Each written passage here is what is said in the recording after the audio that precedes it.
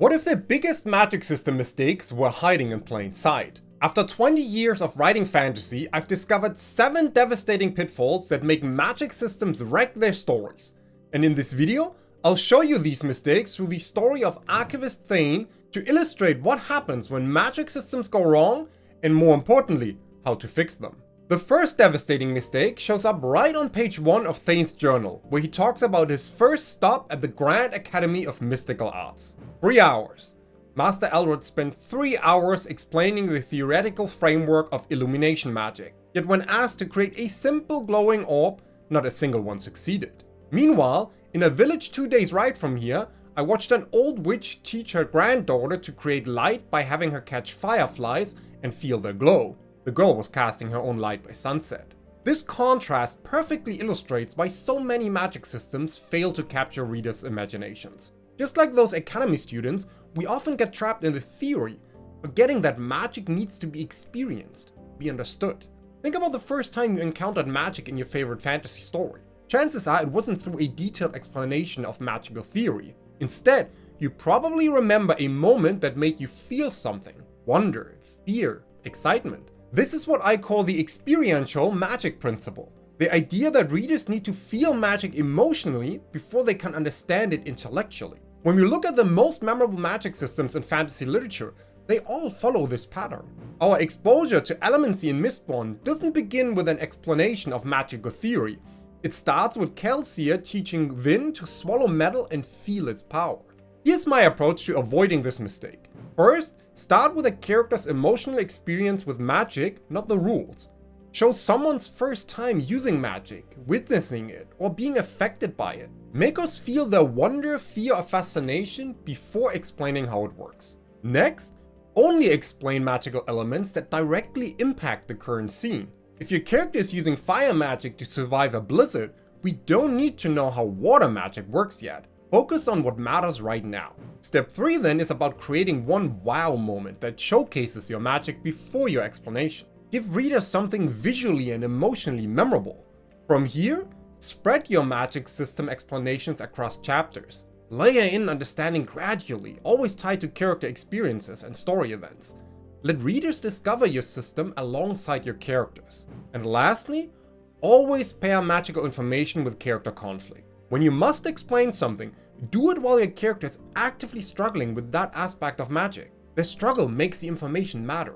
This experiential approach to magic leads us perfectly into what Thane discovered next. In fact, when Thane visited his next destination, he found an entire kingdom that had destroyed itself by making this very mistake. The histories say this was once the mightiest magical empire in the world. Their archmages could shatter mountains and reshape valleys. But pride led to challenge.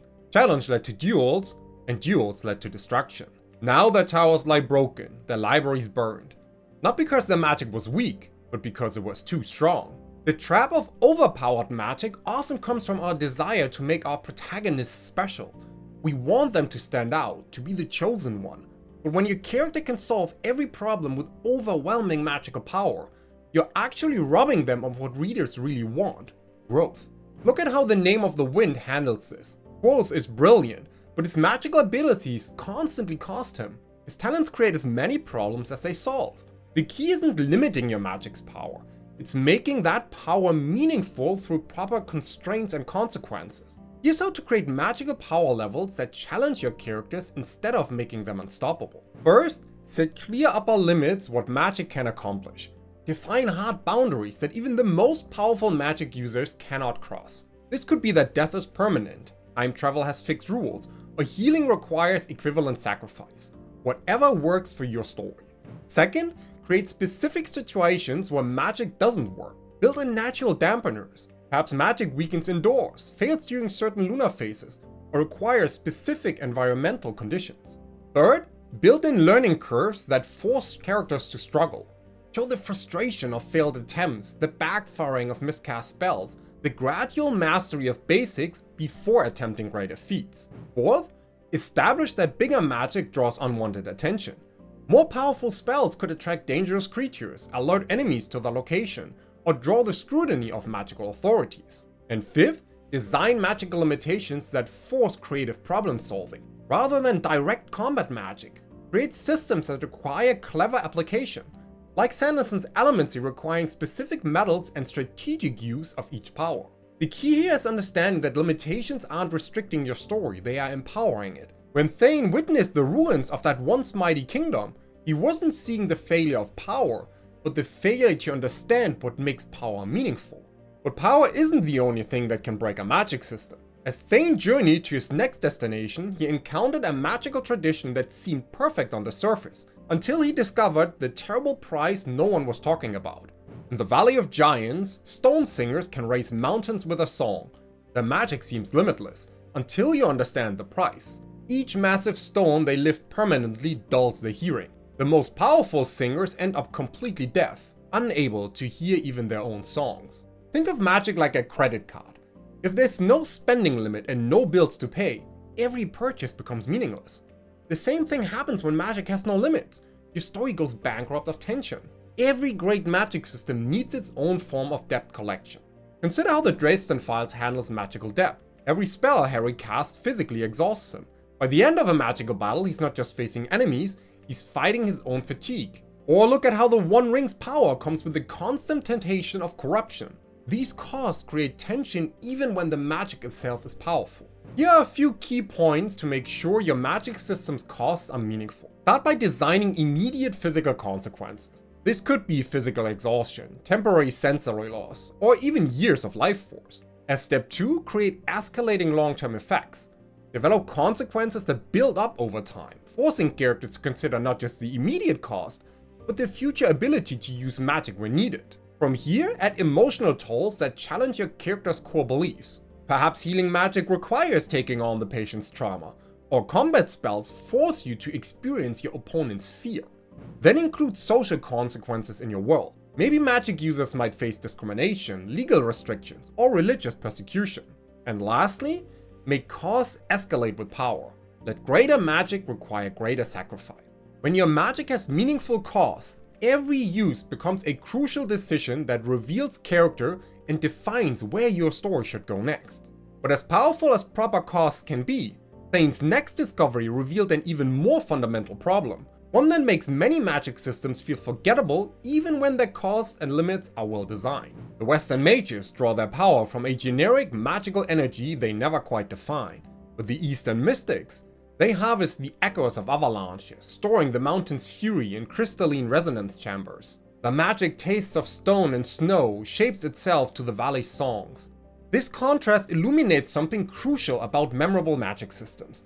They need to feel indigenous to their world, as natural and necessary as the landscape itself. Generic magical energy is like writing a story set somewhere during some time. Just as specific settings ground our stories, specific magical sources root our magic in something tangible and meaningful. These aren't just power sources, they are extensions of their world's fundamental nature. Here are my steps to create a magic source that feels uniquely yours. First, list unique aspects of your world, such as natural resources, cultural beliefs, or technological level. Second, choose an energy source that reflects these elements. Magic might come from ancestral spirits in a culture focused on family legacy, or from sound manipulation in a world where music shapes reality. Third, create limitations based on your world's natural laws. If your magic draws from heat, it might be weaker in cold climates.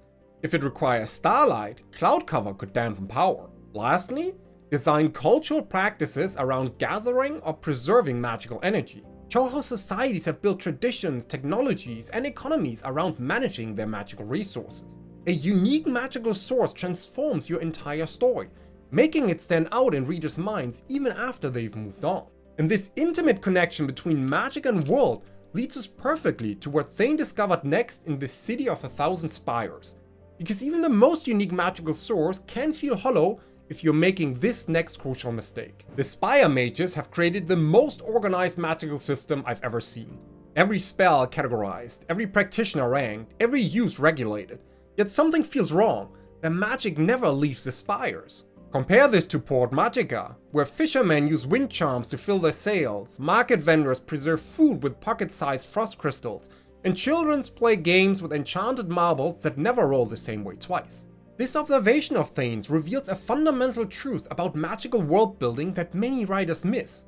Magic isn't just a power system, it's a transformative force that should touch every aspect of society. Look at how deeply magic is woven into the world of Harry Potter, from everyday items like self-stirring cauldrons to magical transportation networks, or how allomancy influences everything from the economy to social hierarchy in Mistborn. These aren't just magic systems, they are foundations that their entire worlds are built upon. Here's how to weave your magic system into every aspect of your world. First, start with the essentials. Show how magic affects basic needs like food preservation, construction, transportation, and communication. These daily uses tell us more about your world than grand magical battles. Next, consider how magic shapes your economy. Develop how magic creates jobs, influences trade, and shapes market forces. What new professions exist because of magic? What traditional roles have been transformed? From here, design cultural traditions and beliefs around magic. Consider holidays celebrating magical events, superstitions about magical use, or religious views on different types of magic. Then, develop slang and idioms based on magic. Phrases like "by the 9 circles" or "burning bright" should reflect magical concepts natural to your world. Which brings us to how magic influences fashion and architecture. Buildings might need special wards, clothes could incorporate magical materials or protective symbols. And don't forget about magical effects on plant and animal life either. Show how magical energy affects ecosystems, creates unique species, or influences evolution. And lastly, design laws and regulations around magic use. Create licensing systems, magical law enforcement, or black market magical items. The deeper your magic system integrates into your world, the more readers will believe in its reality. As crucial as integration is though, Thane's next discovery at the Autumn Court revealed how even a perfectly integrated magic system can fall apart in a single scene. The Autumn Trials are meant to select the next court mage. Dozens of practitioners, each with decades of study, demonstrated their mastery. Then came the baker's daughter. Never trained, never studied. In the final trial, she suddenly manifested powers beyond any seen before. The Archmage called it destiny. I call it convenience. This cuts to the heart of a crucial principle in fantasy writing: the difference between power and satisfaction. When magical abilities appear without foundation, they rob readers of one of the most fundamental pleasures in storytelling: earned achievement. This is why training montages are so satisfying in fiction. We feel the work that leads to the triumph. The key is to make magical discoveries feel inevitable in hindsight, but surprising in the moment. Every new ability should have roots in what we already know about your magic system. Here's how I approach the task to make magical discoveries feel earned and satisfying. First, plant seeds of magical abilities early. Mention techniques, theories, or legends that will become relevant later. Second, show characters struggling to master basic magic before crisis moments. Build a clear progression of magical understanding. Let readers see the work behind the breakthrough. Third, make magical breakthroughs cost something significant. Tie new abilities to personal sacrifice, painful realizations, or difficult choices. Remember, the goal isn't to make magic acquisition slow, it's to make it meaningful. Quick magical growth can work if it's properly set up and feels consistent with your established rules and character development. But even perfectly earned powers can still fall flat if you're making the final mistake Thane discovered. In fact, when he returned to the sites of his earliest research years later, he found something that changed how he viewed magic itself. 20 years ago, I documented the Grand Academy's theoretical framework for magic. Returning today, I found their understanding had evolved completely. The same principles they once treated as absolute laws are now viewed as primitive approximations. The most powerful magic systems I've realized aren't those that are most rigidly defined. They are those that grow with their practitioners' understanding. This final observation showcases a fundamental truth about compelling magic systems. They should mirror how human understanding grows in the real world. Think about how understanding of science evolved from basic observations to complex theories. Your magic system ideally has similar depths to uncover. Consider how the Stormlight Archive gradually reveals deeper truth about Spren and Search Binding, or how understanding of the Force evolves throughout Star Wars, from simple tricks to profound spiritual connections.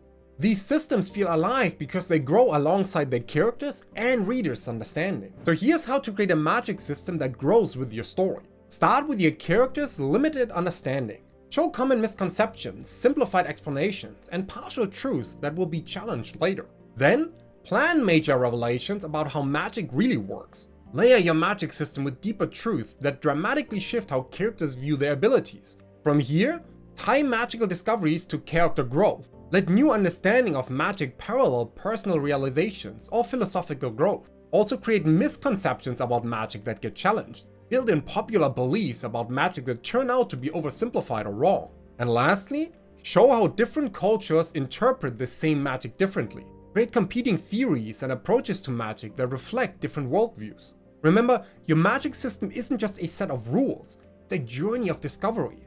But with all these things in mind, if the foundation of your magic system is broken or boring, then nothing will make it work for readers. So check out this video here next, where I walk you through 8 ancient magical practices to make sure that your magic system has fertile ground of inspiration to sprout from.